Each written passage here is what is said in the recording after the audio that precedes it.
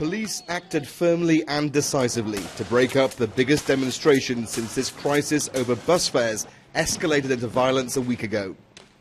They are the worst protests in 30 years, since the end of the dictatorship.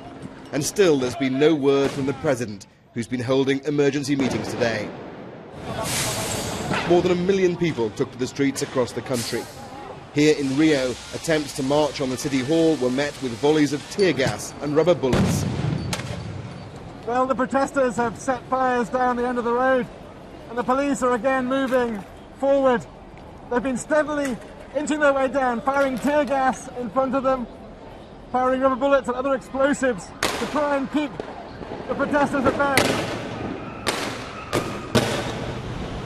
Today, there was a lot of cleaning up to do. There'll be no World Cup, this graffiti reads, but FIFA says there are no plans to cancel this week's Confederation Cup, let alone next year's main event. Nathan Pedroso was injured last night as he tried to escape police tear gas in what he said was a peaceful protest. He wants change. The Brazilian people have been waiting for an opportunity for their voices to be heard for such a long time. And like I said, there are many reasons. The protest has united Brazilians across the social spectrum.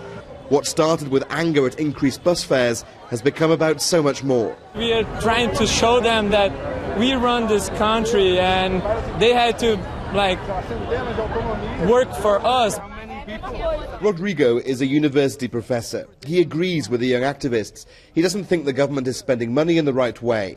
The movement mixes together the new middle class, the upper middle class and the poor, he told me. We all want more. We want our rights, we want our voices to be heard, we want a fair and transparent government.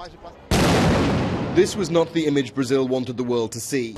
And even though some social media pages have been taken down, more demonstrations are being planned as the government and the people decide where this mass movement goes next. Alistair Leith, BBC News, Rio de Janeiro.